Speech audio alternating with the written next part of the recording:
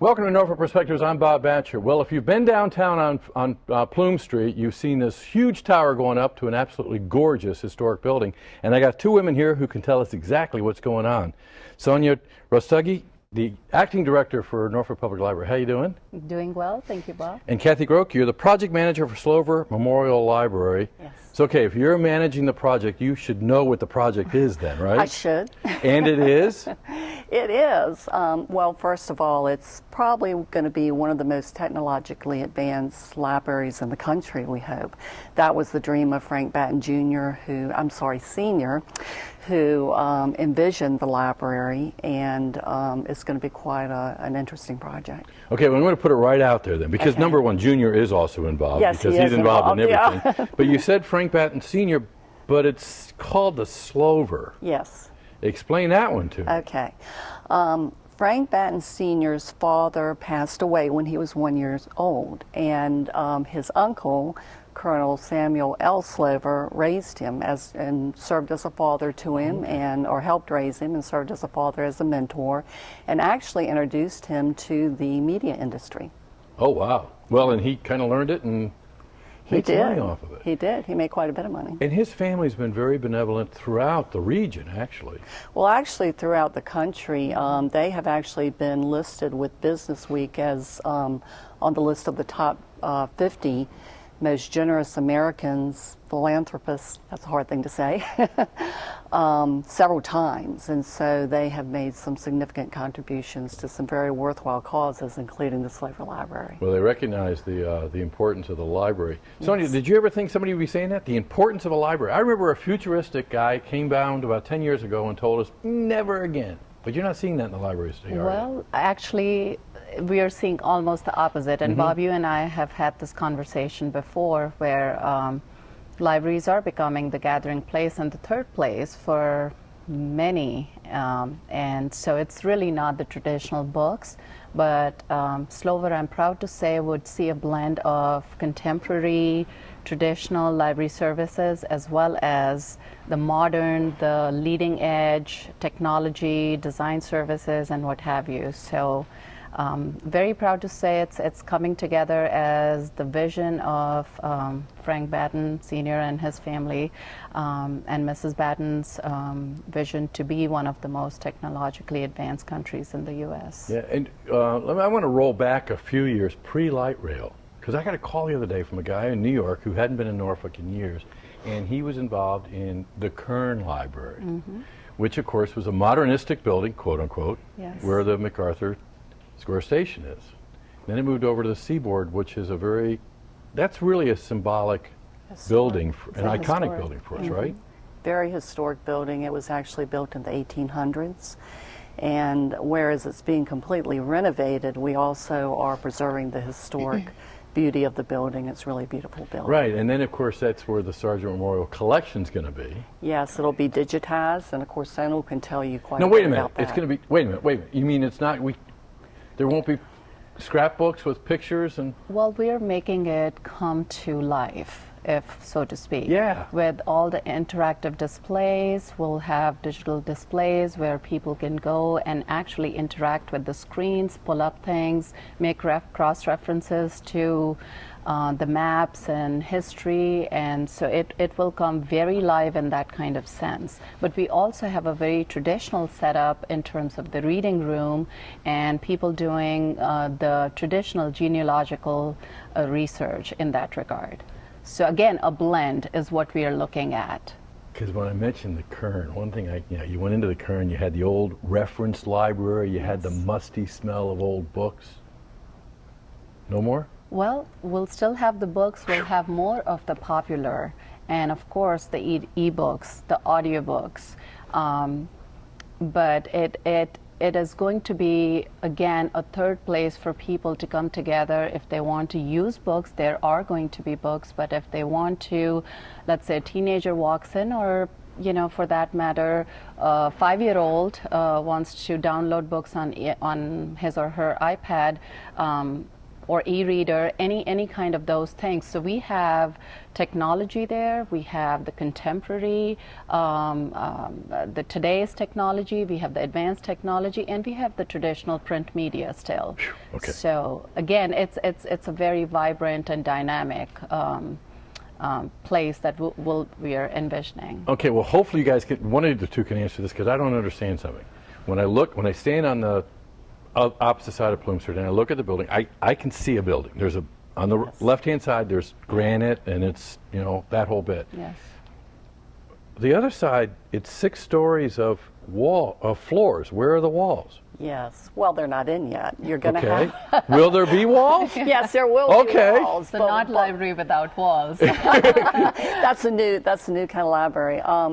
What you are going to have, though, is a 3-story glass atrium or forum. That's Cool, gonna be right there in the middle? Right, absolutely gorgeous. And when you look into that forum in the back, you'll be able to see a giant word wall, which will be one of our technology offerings, and people will be able to come and not only see the Sargent Memorial Collection, but if we have a big news event one night, like the election, you'll be able to stop by on your way home and see what's going on as far as the election is concerned, or any other world event. Okay, we have less than a minute left. I'm going to ask you the big question. Okay. Okay, there are going to be walls. When is it going to open? End of November 2014. All right, so next year we're close by. But in between times, you got kind of an exciting announcement to make that's going to be right next door in the Southern Arcade, right?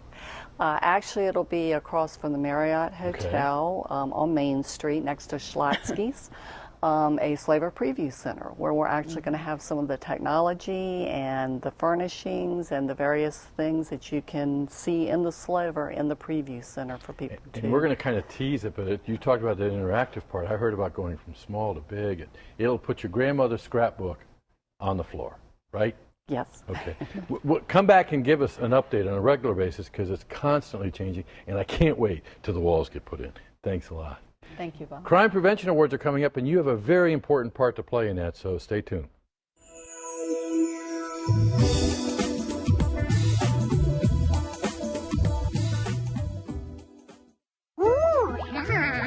Every child is curious.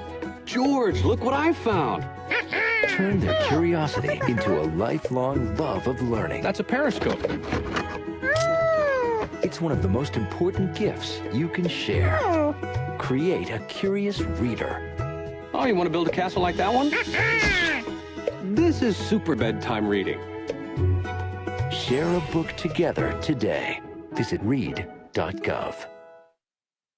Welcome back to Norfolk Perspectives. It's really cool when we talk about neighbors helping neighbors or building neighborhoods. The key is that you are looking out your window and you're knowing who your neighbor is and you're doing something about it. And it's not a matter of just kind of turning over the future of your neighborhood to any stranger, but becoming engaged. And I got 3 people on the sofa today who are going to tell us about an opportunity to recognize that person in your neighborhood who has made you feel safe. And that's the Crime Prevention Award nominees. And Yvette Brown? Yes. How you doing? Just fine, thank President you. of CPAN. Yes, the Citizens Police Academy Alumni Association of Norfolk. That's how you became president. You could pronounce it. You knew what the acronym stood Yes. for. It's more than an acronym. It is thousands now of residents, isn't it? Well, Who've been I through the wouldn't say academy. thousands. I think hundreds. so. Oh, okay, hundreds. I'm sure thousands 900 have and been something. through the academy. So these are people who have stayed on and really provided Yes, some and leadership. really support the police department. So we have such a great department. I know. It's Well, easy. speaking of police department, Moravia Reed. Yes. Hi there. Hello, Bob. You are the police department, right? I No, am you're part of in the it. crime prevention part. Yes, in the crime prevention section. Now, some would say that crime prevention is your job, the police department's job. So why are you looking at people getting engaged and being nominated? Because, well, the police can't do everything by themselves. We rely on the community to give us information, to help us.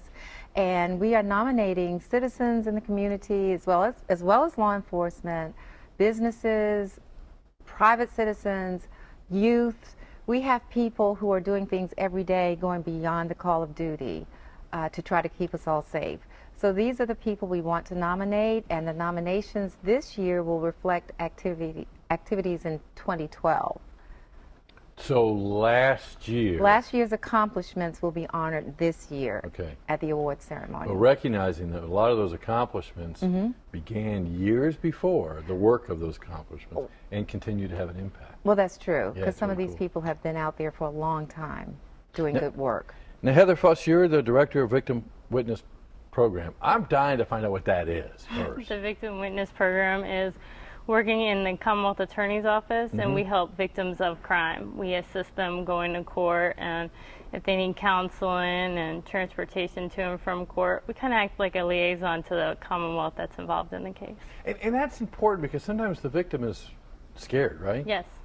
Yes. I mean, anybody that's gone through a traumatic event like that is very scared at times. And then to have to come to court and relive everything that happened, it really is a toll on a person. I will say I got to know you all during a videotaping that we did promoting the need for a new courthouse. Yeah. It's going up. Yeah. And that will help that in having that safe, creative, or creating a safe environment, right? Yes, and there'll be rooms in there for victims, and they won't have to just sit in the hallway. Some of the courthouses we have now are a lot older, and you know, the new courthouse will be a lot more, you know, advantage for the victims. Now, you were mentioning earlier in pre-tape that the Sheriff's Office is also one of the partners in putting this together. Yes. And you mentioned a guy's name who's been around forever. Yes, Captain Duke. And he normally is right there, but he couldn't make it today, right? He's one of our former award winners as well. That's right. And we also have the fire rescue department representative. Okay, so we'll pretend they're right there. Okay. Okay, how's that? Now, okay, Heather, I'm going to put you on the spot because when I ask you what your role is, you're bringing the guest speaker. Yes, Any good? I hope so. And the guest speaker is? Phil Evans, he's the supervisor on the violent crime team in the Commonwealth Attorney's Office.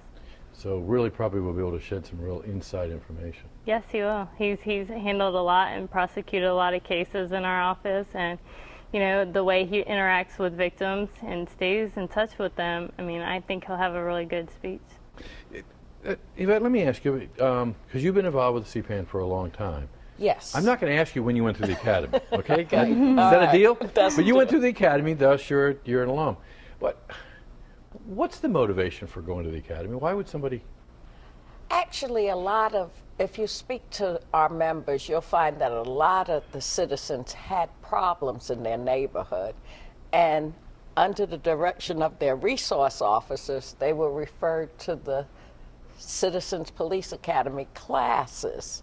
And it gave them the opportunity to get to know the officers and the detectives. And it made them aware of things like drugs in their neighborhoods or gangs. And then they just stayed on and joined the alumni, which is a good thing because we consider ourselves the eyes and ears of the police department in our own neighborhoods. Now, I've had the pleasure of talking to the group a lot. And what I find is they're not necessarily people who are complaining about things, but they're really finding solutions. They want to be engaged in the future. Exactly. And that's why we're happy to be involved with the Crime Prevention Awards because many times people do wonderful things. They work hard in their neighborhoods and throughout the city, and they get no recognition. They're not looking for it, but it's nice to be able to say thank you in a formal atmosphere. Yeah. Now, Maria, you mentioned Steve Duke's a former recipient. What kind of people have gotten the award in the past? Well, we've gotten, of course, police officers. We've gotten young people who are doing great things in the community. We have civic league representatives. We have businesses, organizations. It's a wide variety. Okay, for that viewer who's sitting out there saying, I don't know anybody that should get it, what kind of person do you think should have gotten it and never did? What would be the most unique one coming in that? Can anyone think of that? Come on. Is it? I don't know right now, but what I would like to emphasize is that as people are thinking about nominations, they need to think about some things that were done last year because we will be awarding this year's, making this year's awards based on activities performed in 2012. And the deadline for nominations is September 6th.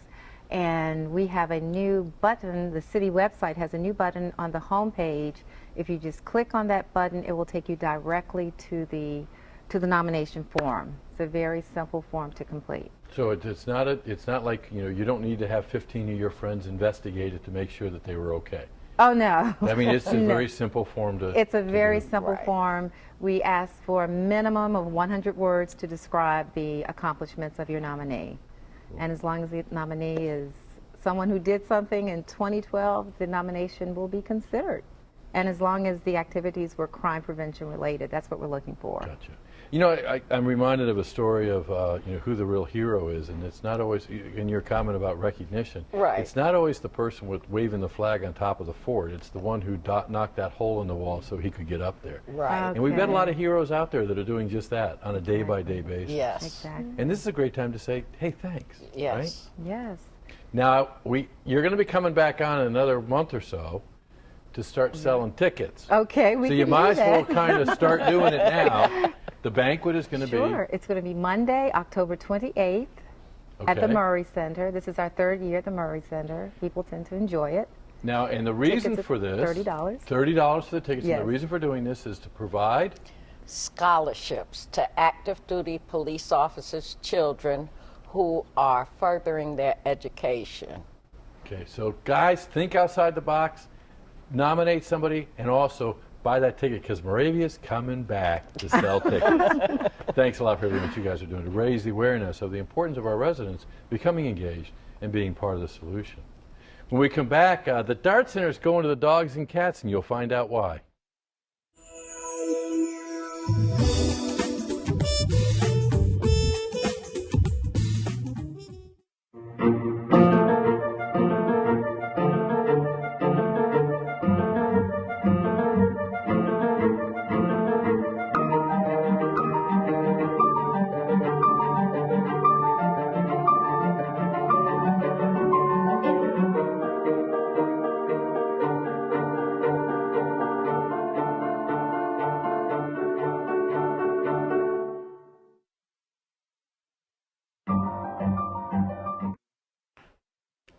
Welcome back to Norfolk Perspectives. Yes, Dart Center is going to dogs and cats in September, right, Darcy Weiss? We are.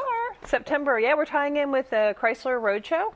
They're doing an exhibition called Man's Best Friend, and we're having this big event on September 13th with their exhibition and the dog and cat photo contest and the pet parade, and you know. That explains it. Oh, That's why it morphed from August to September. Okay, because I've Yeah. actually had people stop me in the street and say, I've got this picture of my cat. What do I do with it? What do I do with it? Because the Yeah. Dart Center's not doing their thing, Well, but we they are. are. We just moved it back a month to tie in with their exhibition. They've been a great partner with us since they came to the Selden Arcade for the year.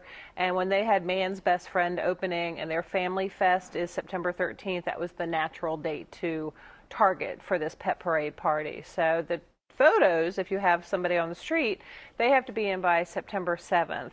Okay. And we need hard Do copies. they have to be cute, or can they just, I mean, Everybody's dog and cat is cute. I know, We it's have like lots having of a different- baby. We have lots of different contest winners, like Man's Best Friend and Cutest Buddy Shot, Most Patriotic. So we get them all in, and we try to award as many awards as we can. And the awards go to the pet. So it's a basket of dog and cat toys or a bed or, you know, stuff that we get for the dog or cat, and we put them on display. So it's a great opportunity to have your little dog or cat on exhibit at a professional art gallery. well, I got it, and I will say it's my great honor to be able to do that every year. And I always joke it's the highlight of my MC career because it's Interviewing a dog. Yeah, you never know. And some of these dogs I really feel sorry for. Yeah.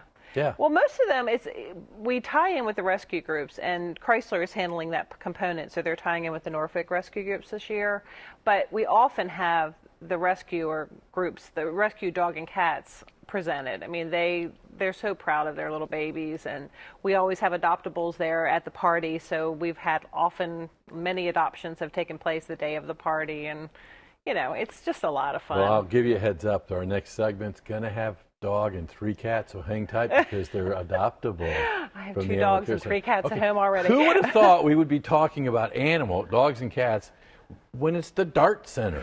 Well, it's the art of pet photography. Okay, there you go. And there is an art to it. And if you ever take a picture of your dog, or if you take a picture of a human and they have red eye, dogs and cats have green eye. Yeah. I mean, Oh. it's just because they see in black and white. So there is an art to it as far as trying to get that perfect pose. And like with any photography, the more pictures you take, the better shot you have at getting a really good picture. And I have found out the best way to really know how to do something right is to take a class. We do Which offer. that's really what you offer at the Dart Center, we isn't offer it? a lot of things at the Dart Center. We want people to come. It's free admission. You walk around. We have 28 studios and 5 art galleries, and we want you to be inspired. But when you're inspired, we want you to come back and take classes with us. So, But would it be okay if you're inspired enough just to buy their art and bring it home? absolutely. Okay, cool. Everything at the Dart Center is for sale. 1,000 pieces of artwork are for Because sale. even with education, my art talent is limited, and you know that. I've So seen what kind it of in classes action. do you guys have? We offer everything. We have acrylic painting, watercolors, oils, all sorts of levels of pottery, including for kids, fantasy drawing, mixed media classes where they do fiber pins. We have a whole new fiber studio, so there's a whole section devoted to that. Fiber? Fiber is like it could be any mixed medium. It's usually fabric, beads, multiple levels of collage work. And so we've taken a gallery and closed it off and actually made a fiber studio where 4 artists reside, and we have 2 other artists in the center that are fiber artists. And so we have a fiber focus now that we didn't have before. Well, that's one of those artists moved from out of town, right? Kate Nager came in from Florida, and she does this amazing felting work. It is unbelievable. You'll see her on the streets when we do like Meet, Greet, and Imagine. I mean, she takes this needle and just creates these amazing forms out of it. You can't believe hats it with people on. Yeah, they're Really just fabulous. cool. So what is your favorite thing going on? Oh my gosh, there's so much going gotta on. pick That's something. what's so much fun. Well, the classes are really our bread and Okay. butter. So we have all these kids for camp, and then we try to funnel them into classes for the fall. Adults can take classes. We have evening and daytime. The classes are really, what keeps the art going, because we want people to get creative. It's one thing to buy art. It's another thing to make your own art. It becomes very personal, and it's an expression. Well, and you start really appreciating what you're seeing, too. Yeah, So it how adds the hard it value. is to do a watercolor. You sit there and watch Vonnie Whitworth start with a blank canvas, turn it into a yellow wash, and then create a watercolor that looks like a photograph. You appreciate why a painting costs $800, because you see how much time and effort and experience goes into it. Now, right next to that Slover Library that's growing up in the air is where you guys are. I know, We it's got to so- establish where you're It at. is so cool to have the Slover as our new neighbors. The cafe is supposed to tie us together. That connects the 2 buildings, the Slover and the Selden Arcade. It'll bring a huge influx of folks into the arcade. We want them there, and it's hard to find us sometimes, so this will give them a definite landmark. Get off the tide, come to Slover, come to Selden, make a day of it. Slover is right next to the Dart Center. It is. There you go. Yep. Darcy, thanks for everything. And Absolutely. I'm looking forward to coming over and interviewing those dogs and cats. Please do. Speaking of dogs and cats, there's more coming right here on this set, and Darcy's going to take one home, I bet. Stay tuned.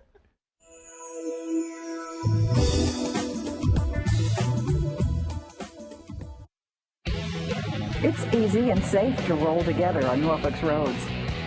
This is one of Norfolk's new Sharrows. Sharrows remind motorists to slow their roll and treat bikes like other vehicles. Bikes have just as much right to the road. If you can't pass by more than 2 feet, slow down and wait. They also remind bicyclists to know their role by traveling with traffic and obeying all signals and signs. It's up to all of us to share the road because we roll together. Welcome back to Norfolk Perspectives. Of course, the Norfolk Animal Care Center is supposed to be going to the dogs and cats, but I'm not sure what's going to happen over this sofa, so stay tuned for more. Barbara Hayes, the center manager, how you doing? I have arms full here today, Bob. Okay, something tells me you can manage hundreds of animals, but you can't manage 3 little kittens on your lap. And a senior girl named Tippy. That's a senior dog? She is. She's 11 years old, and I'm sorry I dressed her like a boy. It's all I could find today at the shelter, but she is amazing. I love her. Well, she's bonded with you already because she was doing fine until you started in on those kittens. Yeah. Okay, so we're here today, Missy. Missy there. LaHost, how you doing? Doing You're on the fantastic. board of Friends of Animal Care Center with me, and you're also the chairman of the marketing committee. Wonderful ideas of how to get this across, and one of them was to come on with 3 cats and a dog. Absolutely. Yeah. Okay, we have 2 events we want to promote, and I hope I don't get them confused because Cats Gone Swimming wouldn't be right. It would we be could try interesting. It would be interesting. It could be. Dogs going swimming. We'll let you do the pilot. There we go. But they're the calm ones on the sofa. Sure they are. Cats are great. We have half off all month because summer of cats. Of cats, any age, any size. We are always inundated with cats and kittens in the summer. Anywhere between 250 and 400 cats and kittens come in per month. And so we're trying to do something to get them into homes. So it's half price, which is $35 for everything. And what do you mean by everything? Spay, neuter, primary vaccines, microchip, feline leukemia test. We put flea preventative on them, give you some food to go home. $35, you just can't beat that. It's a great deal. But more importantly than that, it's really part of the whole cycle. It is. Of saving a life. Yeah, and all three of these guys came in. They're from different litters. Chipmunk here is from a different litter. But they all came in and they were underage, and our growing network of foster homes took them in until they were of adoption age, and they're back, and they're hoping somebody will take them and keep them for their lifetime. Well, this is wonderful because I think that one's watched the show before because it's half asleep, and this one is, I think, chewing up our sofa. Or giving herself a Something. manicure. Is that what it is? Something. Okay, so I mentioned Dogs Gone Swimming. Dogs Gone Swimming, Missy, is coming up when? Coming up September the 14th, which is a Saturday, from 11 to 4. And it's going to be at the? It's going to be at the Norfolk Wellness Center. Yeah, in the pool. In the pool, exactly. It is so cool to see these dogs. Exactly. The dogs get to go swimming. They're actually People don't. People do not. And there will be a bathing suit contest for the dogs, and a lot of other events. You just can't miss this. Come on out, bring your dogs, even if they don't like to swim. Oh yeah, there's a whole field of activities. It's the 'cause largest. my dog was an absolute failure last year. I hope she hears me say that on the show. Yeah, my dog didn't want to swim last she year didn't swim either. at all. But there are different swim sessions you can sign up for. You can pre-register on the friendsofnacc.com website. And come and swim. It's the biggest fundraiser. These guys in our shelter depend on this fundraiser and the community support, and it allows us, in partnership with friends, to do so much more than we've ever been able to do in the past. So it's a worthy cause. Come check it out. Yeah, because it's great. It's really part of that whole cycle because you can't say no to when a cat or dog comes into the front door. And everybody's welcome. These guys. Yeah. So we got to take them, but we really need the look at this group. It really is. You know what? It's a picture to end the show on. Okay, September 14th, Dogs Gone Swimming. Half price for cats. Through the end of August. Through the end of August. Go for it. And these three, I think, are going to be adopted. And check out the website. Yeah, and check out the website, which is Friends of Animal Care. Ours is norfolk.gov/NACC, and friendsofnacc.com is where you can go to register for Dogs Gone Swimming. And I didn't get an animal to hold, but that's okay. Hey, we want to hear from you what you'd like to see on TV 48, but more importantly, what's going on in your neighborhood. Give us a holler at 664-6510. And as usual, it's a wonderful time to be in Norfolk just because of you and you and you. Thanks a lot. Thanks.